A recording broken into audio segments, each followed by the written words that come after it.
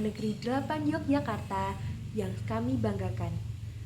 Pada acara selanjutnya adalah materi tata kelola sekolah yang akan disampaikan oleh Ibu Amin Solihah SPD dan Ibu Nuni Sri Rita Sari SPD MPD SI. Selamat menyaksikan.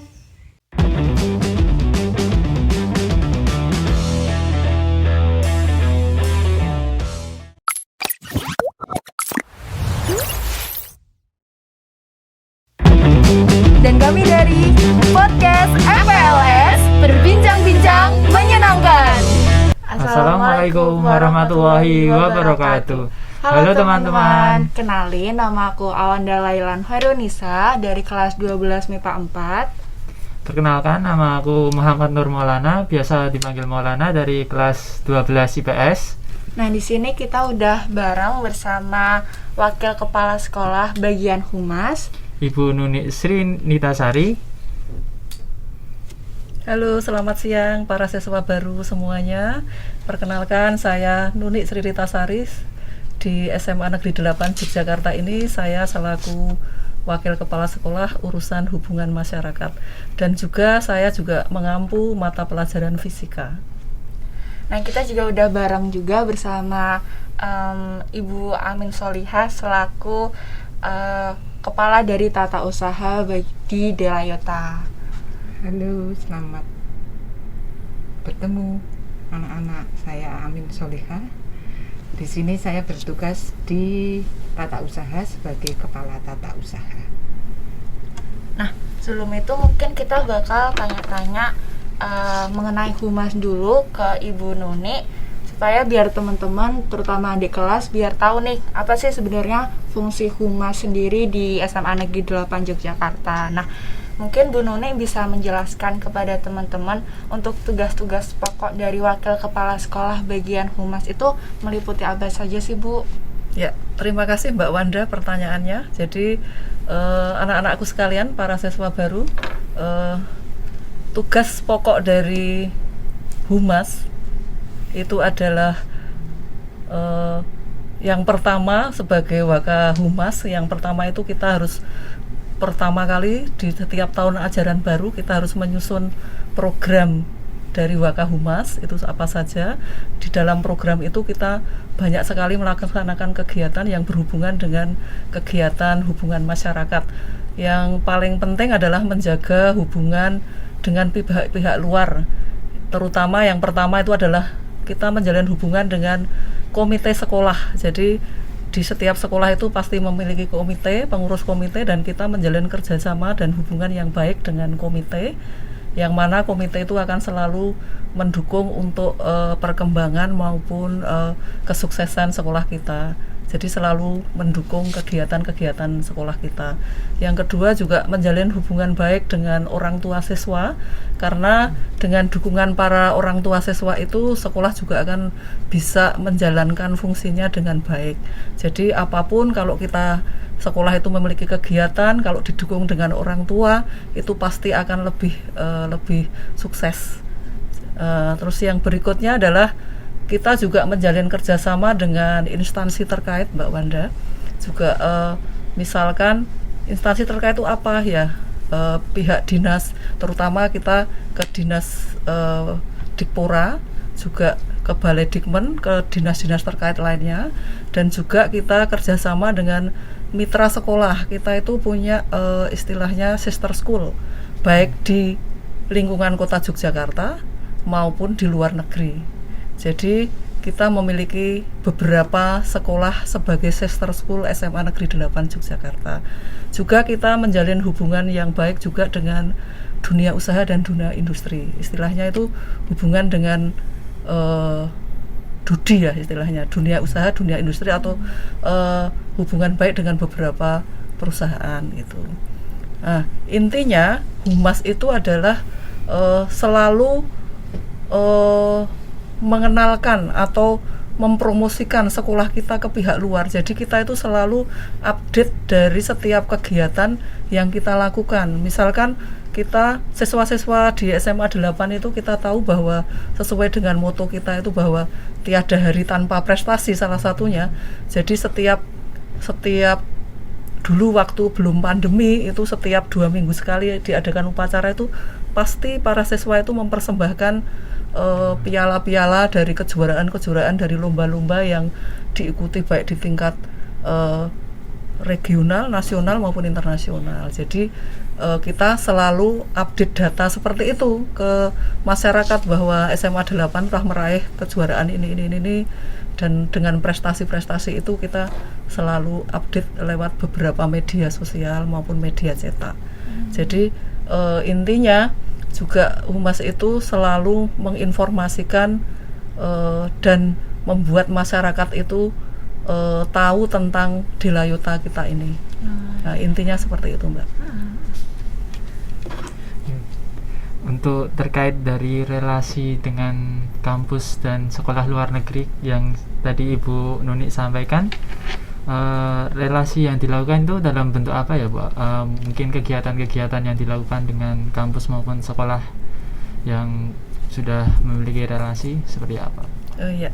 Jadi kita yang membangun relasi dengan beberapa kampus maupun beberapa sekolah itu bentuknya itu kalau dengan kampus itu kebanyakan kampus itu mengirimkan beberapa mahasiswa untuk melakukan praktek kerja lapangan PKL atau PPL, praktek mengajar itu, dan juga observasi lingkungan sekolah juga nanti bentuk kerjasama lainnya dengan kampus itu adalah mungkin bentuk pengabdian masyarakat kampus terhadap sekolah itu juga ada. Jadi kadang ada dosen yang membimbing para guru, itu juga bisa seperti itu. Jadi ada lagi mungkin pelatihan dalam bentuk sekarang, apalagi di era pandemi ini juga UGM itu kemarin juga ada kerjasama dalam bentuk istilahnya pelatihan bagi guru-guru untuk mengembangkan apa istilahnya media pembelajaran. Jadi supaya lebih menarik itu ada juga seperti itu. Juga dalam bentuk kerjasamanya itu kalau misalkan ada beberapa sekolah swasta yang murid kita itu mau diajak apa istilahnya kerjasama itu, misalkan diberi beasiswa supaya siswa kita bisa masuk ke kampus X gitu, itu juga bisa. Sedangkan kerjasama dengan sekolah kalau itu tadi yang kampus ya, kalau yang sekolah itu selama ini yang kita adakan relasi dengan sekolah di sekitar sini itu antara lain adalah sekolah SMA Santa Maria, SMA Muha, SMA 5, terus SMA Taman Madya Ibu Pawiwatan, itu adalah mitra sekolah kita. Dulu kita pernah ditunjuk oleh pemerintah terkait dengan sebagai sekolah rujukan dan sekolah zonasi, dan kita itu sebagai rujukannya, sehingga kita harus punya mitra sekolah lah. Sekolah-sekolah mitra itu nanti kita ajari beberapa apa ya istilahnya kegiatan yang sudah dibiasakan di SMA 8. Misalkan kalau guru itu pembuatan perangkat pembelajaran, nah itu nanti kita sama-sama adakan workshop dengan mengundang pihak mitra sekolah itu tadi. Terus kalau dengan sekolah luar negeri, kita itu menjalin beberapa dengan sekolah. Yang pertama itu adalah dari Australia, itu dengan Victorian Young Leader. Jadi itu memang diprakarsai oleh daerah istimewa di Australia sana. Kalau kita kan daerah istimewa Yogyakarta ya, di sana itu namanya Victoria itu. Nah, mereka dulu pernah mengirimkan 8 siswa dari Australia itu untuk belajar di sini selama kurang lebih 2 bulan. Mungkin Mas Maulana waktu itu masih kelas 1 ya? Masih ingat? Masih ingat. Nah, ya itu ada beberapa siswa dari Australia itu. Sebenarnya kita waktu itu sudah harusnya kita sudah mengirimkan balik ke Australia, tetapi karena pandemi jadinya terus terhambat. Itu sayang sekali, padahal itu semua sudah dibiayai oleh pemerintah daerah istimewa Yogyakarta, terutama dalam hal ini adalah dinas pariwisata, Mbak. Jadi 8 orang itu harusnya sudah dikirimkan ke Australia, tetapi karena faktor pandemi ya akhirnya terus tidak jadi. Terus yang kedua, kerjasama dengan sekolah di Belanda itu ada 2, itu namanya Incidence College, sama yang satu lagi adalah apa itu, saya agak lupa namanya, soalnya sulit diucapkan. Di Belanda itu ada 2 sampai sekarang, Mbak. Jadi kalau di era sebelum pandemi itu memang kerjasama dengan sekolah di Belanda itu Incidence College sama Stedelijk College. Stedelijk College itu memang sampai banyak siswa itu dari Belanda aja yang datang ke kita, ke sekolah kita itu sampai 30-an waktu itu. 30, tapi cuma sekitar 2 minggu di sini. Jadi dengan sistem mengikuti host family di salah satu siswa-siswa kita yang terpilih, yang mendaftar gitu. Jadi itu kerjasama dengan pihak Belanda itu sudah berlangsung sebenarnya sampai saat ini sekitar 4 tahun itu. Dan seharusnya kemarin kita sudah pernah mengirimkan juga ke Belanda, waktu itu baru sekitar 4 atau sampai 6 siswa. Terus yang berikutnya yang sudah seleksi sudah sampai mencari visa, sampai ke jalur sudah visa sudah turun semua. Terus ternyata bulan Maret itu kan terus pandemi, akhirnya para siswa yang sekitar 38 siswa itu termasuk angkatan Mbak Wanda sama Mas Maulana ya, itu akhirnya juga nggak jadi, padahal sudah apa istilahnya, pesan hotel, pesan tiket, semuanya itu akhirnya batal semua. Tetapi kita tetap kerjasama sama mereka. Yang tahun ini, yang kemarin kita apa ya istilahnya sudah pandemi, di tahun kemarin itu yang kita sasar adalah sekarang yang naik kelas 11. Jadi itu ada kerjasama dalam bentuk ya virtual. Kita kerjasama terus video streaming dari sana, kita bertemu tatap muka di ruang AFA itu sebanyak sekitar ya 30 siswa, itu dibagi dalam kelompok-kelompok mengerjakan proyek bareng. Proyek barengnya itu ya tentang budaya. Terus sana juga membuat kelompok-kelompok yang di Belanda, terus juga mengerjakan proyek bareng, terus presentasi jadi via virtual gitu. Terus nanti dari siswa sini nanti dapat sertifikat, dan sudah dibagikan juga sertifikatnya bahwa mereka pernah mengerjakan proyek bareng dengan siswa-siswa Stedelijk College. Itu yang diterbitkan oleh pihak Belanda itu. Dan sampai sekarang saya juga dengar kabar bahwa sebenarnya kalau udah dibuka lagi untuk anak-anak Belanda yang mau kesini itu udah yang daftar udah banyak sekali, udah antri, sudah pengen banget kesini sebenarnya mereka, cuma karena ya kondisi ini nggak bisa diprediksi kapan berakhir ya, kita tetap kerjasama Mbak Mas, tapi dalam bentuk seperti ya masih virtual gitu. Tetapi kita tidak terus langsung lepas gitu aja, tetap kerjasama, tetap membuat proyek bareng antar siswanya gitu. Itu saja gambarannya untuk bentuk kerjasama dengan sekolah maupun kampus. Berarti mungkin nanti kalau misalnya ini ada di kelas 10 tuh, kalau misalnya pengen nih mau ke luar negeri tapi pengen ada keuntungannya, jadi mungkin bisa ya ikut program student exchange ini, walaupun mungkin masih pandemi kayak gini, bisa bangun relasi ke luar negeri juga gitu kan. Sangat mungkin. Jadi yang terutama yang kelas 10 nanti yang baru ini nanti tetap bisa melaksanakan apa ya istilahnya, membangun relasi dengan pihak di sekolah lain yang menjadi mitra kita atau menjadi sister school kita itu. Jadi mereka tetap punya link untuk teman-temannya yang di sana. Nanti kita istilahnya kita joinkan dengan mereka gitu loh. Jadi mereka tetap bisa berkomunikasi walaupun tidak secara resmi, maksudnya sehari-hari pun mereka juga tetap bisa berkomunikasi dengan partnernya yang di Belanda gitu. Dan keuntungannya saya kira sangat banyak, karena itu kan kalau kita sudah pernah berhubungan itu otomatis kan mengasah bahasa, terus juga apa ya, bertukar pengetahuan tentang budaya, dan itu kan juga sangat membantu mereka. Dan juga mereka kan akan punya pengalaman yang banyak tentang negeri orang juga, terus bagaimana untuk menjaga sikap juga perilaku, dan yang harus ditekankan di sini dalam humas itu ya kita harus pandai-pandai membawa nama tidak hanya sekolah tetapi membawa nama bangsa kita. Jadi jangan sampai kita itu hanya dengan kesalahan yang kita buat itu akhirnya negara kita yang jadi korban gitu ya. Jadi tetap harus ada etikanya, ada dalam bergaul itu juga kita harus junjung tinggi nilai-nilai budaya kita gitu loh. Jadi supaya tidak terjadi sesuatu yang tidak diinginkan. Jadi itu banyak sekali manfaatnya Mbak.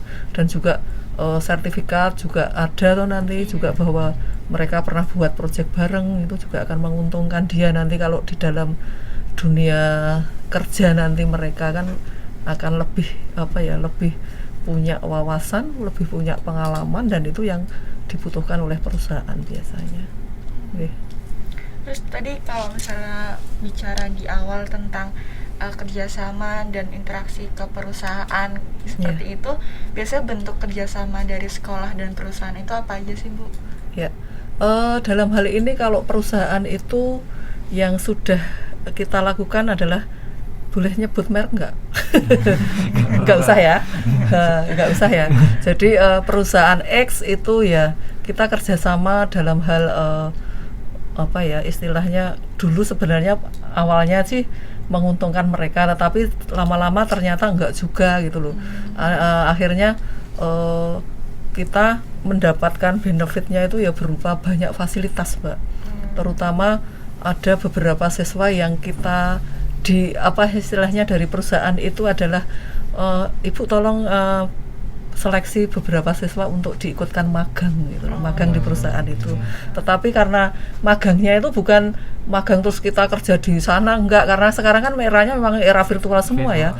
Jadi di dalam magang itu diberikan beberapa materi tentang entrepreneur, tentang kepribadian, tentang macam-macam, dan mereka juga diberi uang saku dalam setiap bulan itu. Ada beberapa siswa, mungkin temannya Mas Maulana mungkin ya, yang justru dari 11 IPS waktu kemarin, siapa namanya saya lupa. Nah itu juga salah satu bentuk kerjasama yang menguntungkan. Juga kemarin juga difasilitasi kalau mau pakai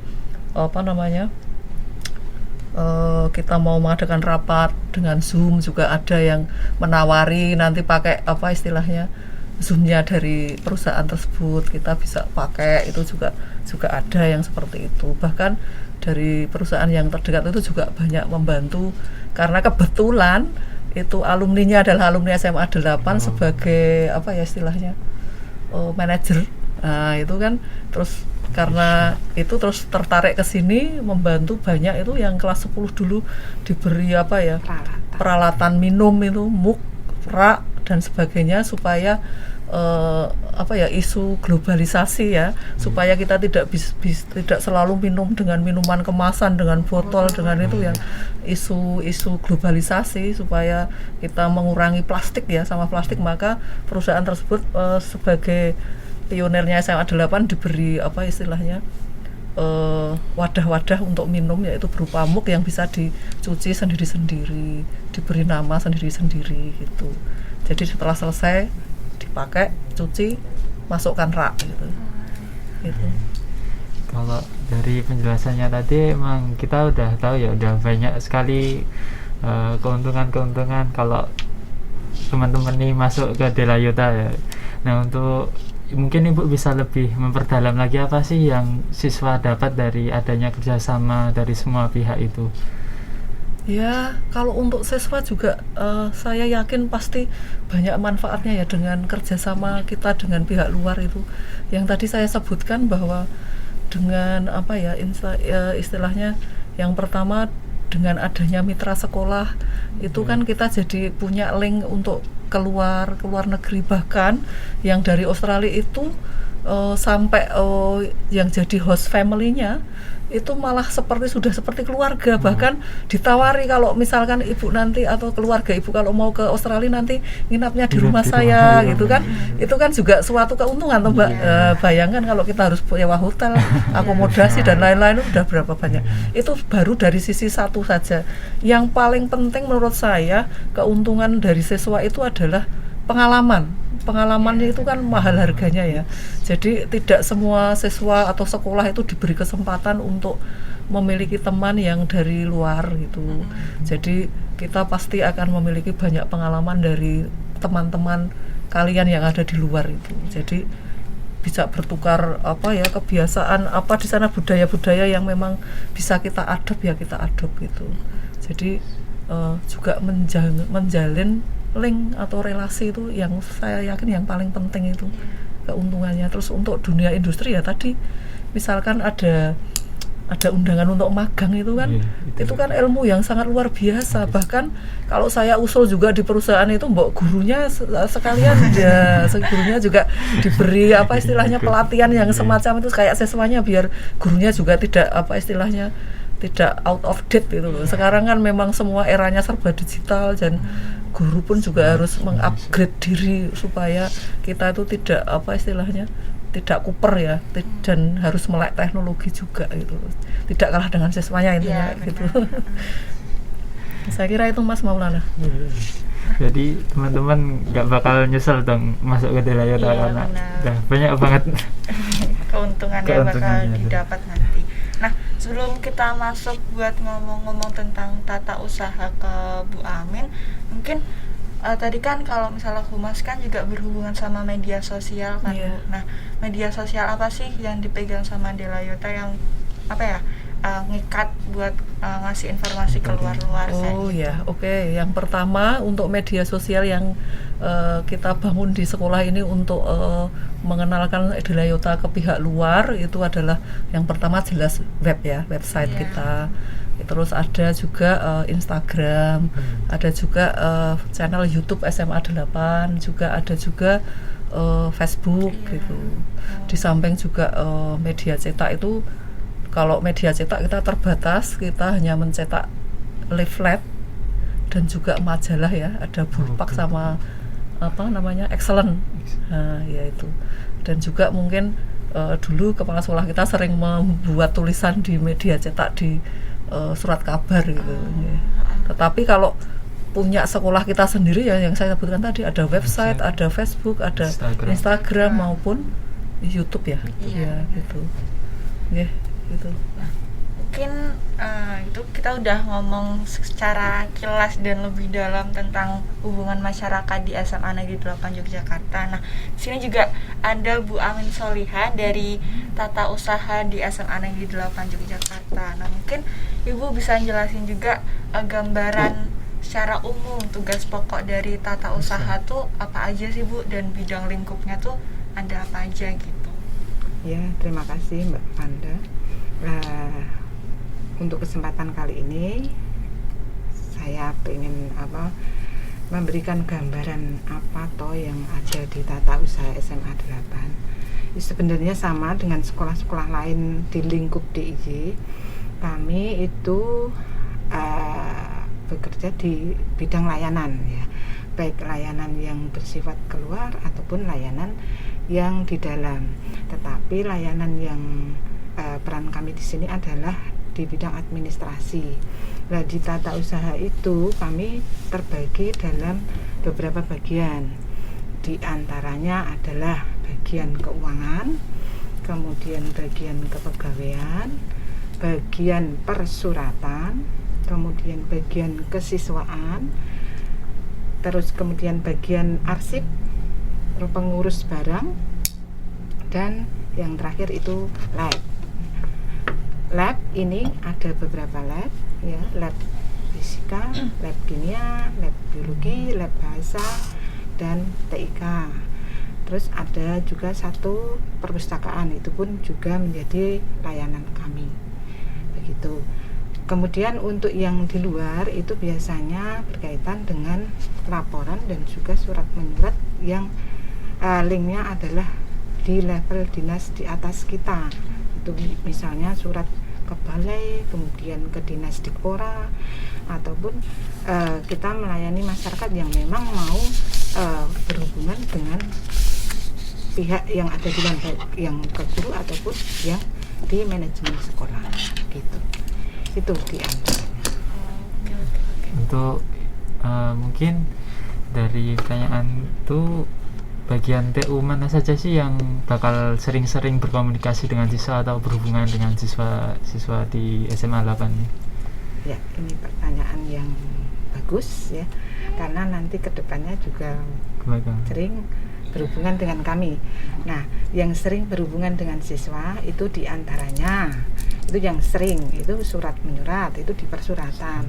Itu kalau anak-anak siswa di sini itu ngurus surat menyurat, itu nanti berhubungan dengan bagian persuratan itu dengan Pak Santoso.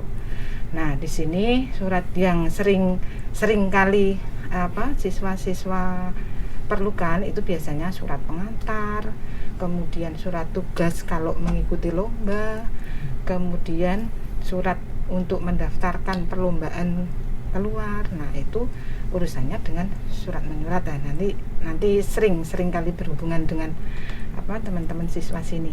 Kemudian yang kedua itu di bagian kesiswaan. Nah, bagian kesiswaan di sini adalah segala administrasi yang berhubungan dengan biodata siswa, kemudian rapot, nilai rapot, kemudian nanti legalisir baik ijazah ataupun rapot, kemudian nanti administrasi yang berkaitan dengan ijazah, misalnya cap 3 jari, kemudian pengesahan ijazah dan sebagainya. Terus yang ketiga itu nanti di bagian ini pengurus barang. Nah, nanti kalau kalian itu misalnya ada kegiatan, baik yang kegiatan itu berlangsung di luar ataupun di dalam, pasti nanti akan meminjam inventaris dan barang yang ada di sekolah. Itu.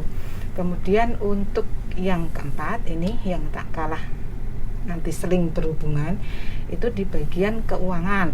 Nah, ini berkaitan dengan nanti kalau siswa sekalian ini istilahnya administrasi keuangan ini nanti berhubungan dengan sumbangan. Jadi nanti tentunya kelas 10, kelas 11 dan kelas 12 itu istilahnya ada sumbangan yang memang disetorkan ke sekolah sesuai dengan kesanggupan. Itu. Kemudian nanti kalau di perpustakaan itu berkaitan dengan pinjam meminjam buku perpus. Dan yang terakhir yang sering juga nanti kalau sudah tatap muka nanti pasti sering praktek itu sesuai dengan jurusan baik di IPA ataupun IPS, itu nanti sering menggunakan lab itu begitu. Oke. Nah, kalau misalnya tadi ngomongin tentang surat menyurat yang ada di SMA Negeri 8 Yogyakarta, semisal dari siswa ada yang mau mengajukan surat untuk sarana prasarana atau untuk rekomendasi lomba seperti itu, alur surat menyuratnya itu bagaimana sih Bu sebenarnya? Kalau prosedur atau SOP untuk kita meminta surat baik yang keluar ataupun yang nanti untuk pinjam meminjam barang, itu nanti pertama kalau untuk yang ini dulu ya, yang surat menyurat yang pendaftaran lomba tadi, itu nanti anak-anak pasti sudah mendapatkan rekomendasi dari kalau di sini itu yang menangani adalah Waka. Nanti yang menunjuk ini nama-nama ini yang nanti akan diusulkan atau didaftarkan ke lomba. Nah, itu nanti ada rekomendasi dari Waka, kemudian nanti daftar nama tersebut dibawa ke bagian persuratan. Kalau di sini untuk tahun ini yang menangani persuratan adalah Pak Santoso. Nah, nanti akan dibuatkan surat keluar. Model suratnya tidak perlu di ini ya, misalnya contohnya gimana ini ya, ini nanti kan dibuatkan surat semacam ini. Terus nanti Pak Santoso itu ini bentuknya itu sesuai dengan pergub ya suratnya itu.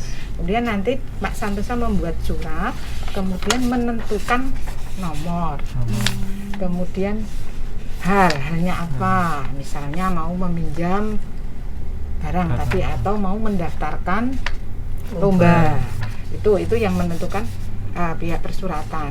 Kemudian surat tersebut dibawa ke Ibu Kepala Sekolah.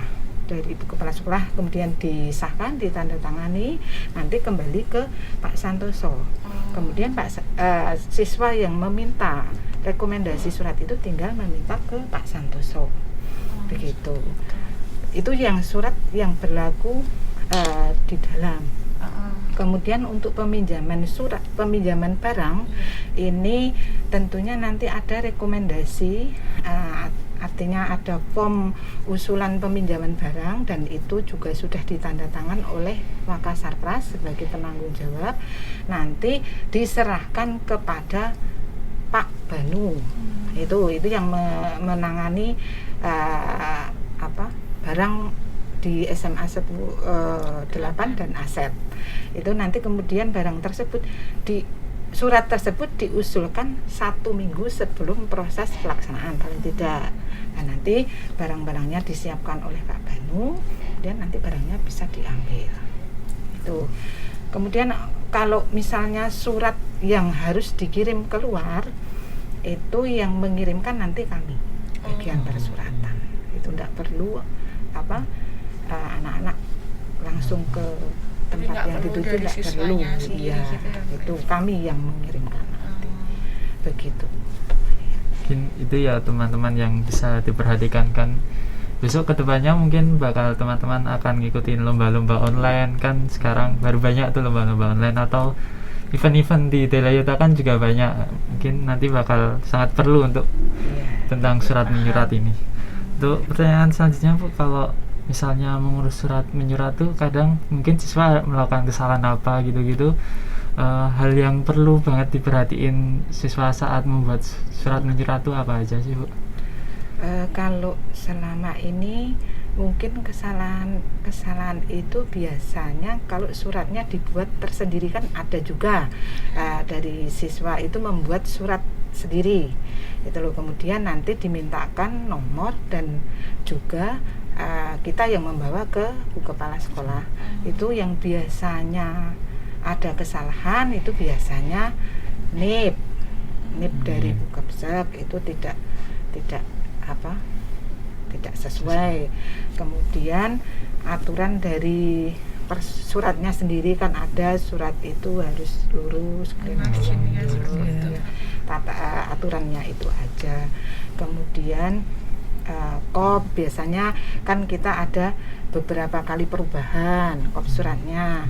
Kalau yang dulu itu selama kita di Dikpora beralih dari kabupaten kota ke provinsi, itu ada pergantian logo, kemudian ada tulisan kop yang paling atas itu karena belum disesuaikan jadi salah. Kemudian itu mulai dari tahun 2016 kemudian ada tambahan aksara Jawa itu yang tulisannya dibaca SMA 8 itu biasa itu ya. Oke. Jadi teman-teman juga misalnya buat adik-adik kelas perlu ada perhatian khusus buat kalian nanti kalau misalnya ngurus surat-surat tuh kayak gimana, kalian pasti juga bakal dikasih tahu pas MPLS, jadi bakal dijelasin juga nanti secara rinci gini loh cara bikin surat-surat tuh kayak gitu.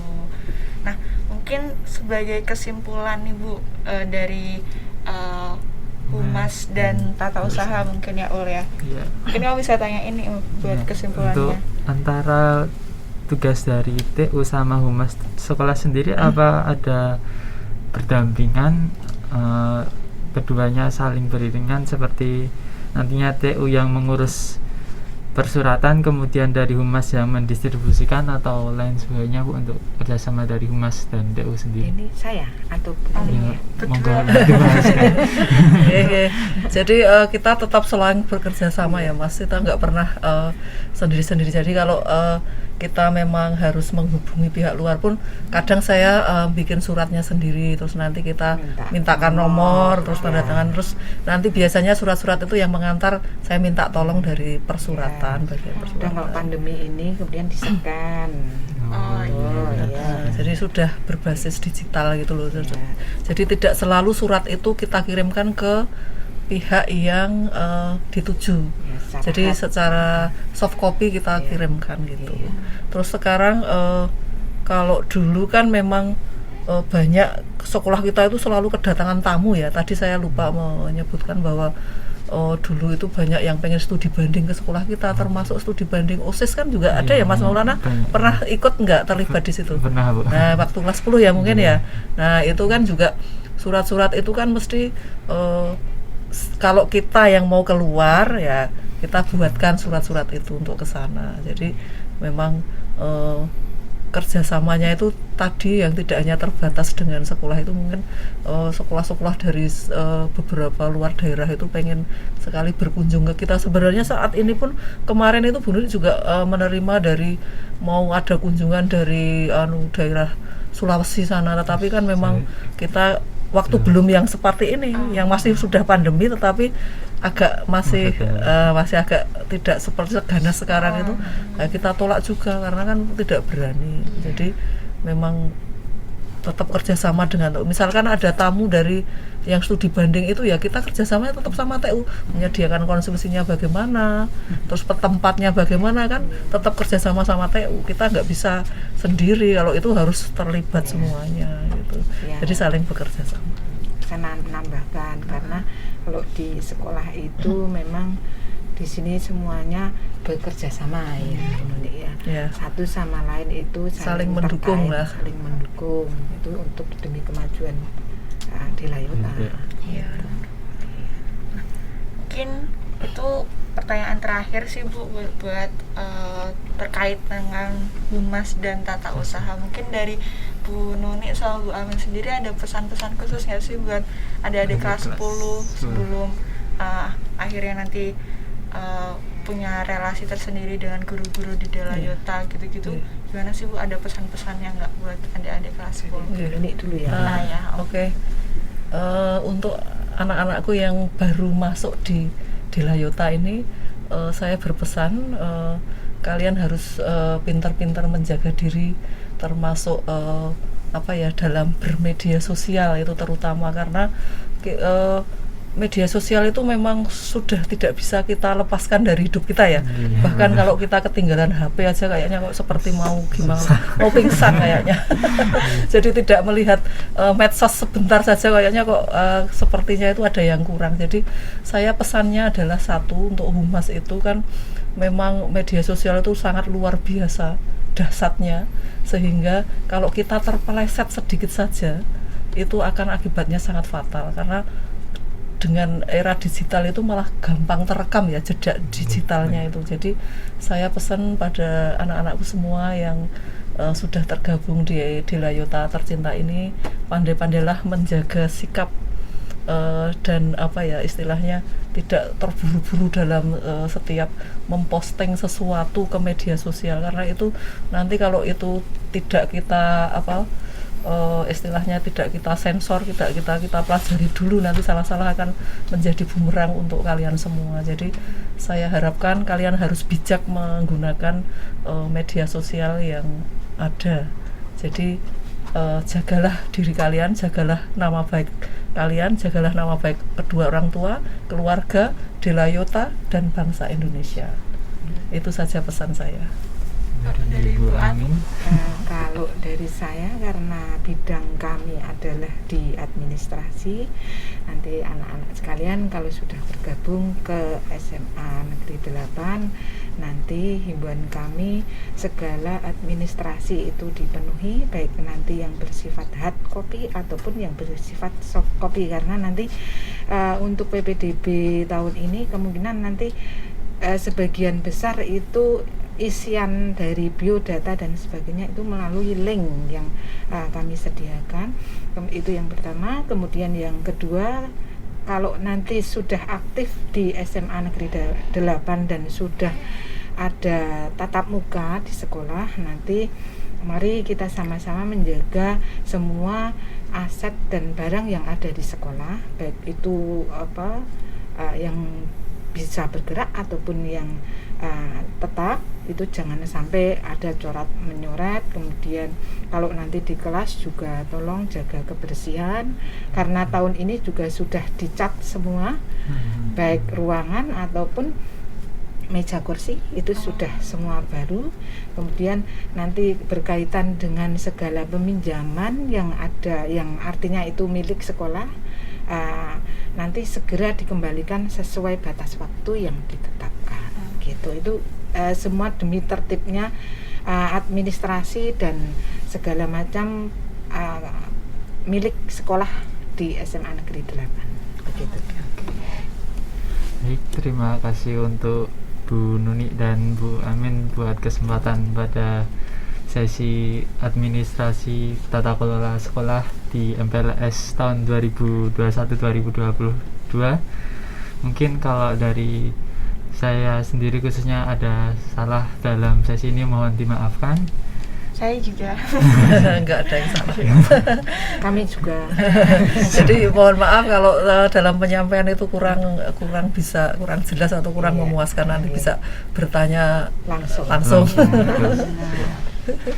Oke. Ya mungkin itu aja buat adik-adik dan teman-teman tentang sesi tanya jawab kali ini. Kurang lebihnya kami semua mohon maaf. Wabillahi taufiq wal hidayah. Wassalamualaikum warahmatullahi wabarakatuh. Dadah. Taksi. Demikianlah pemaparan materi tentang tata kelola sekolah oleh Ibu Amin Solihah SPD dan Ibu Nuni Sri Ritasari SPD MPD SI. Semoga semua yang disampaikan dapat berguna bagi kita semua dan kita mengetahui gambaran tentang tugas humas dan TU saat di sekolah.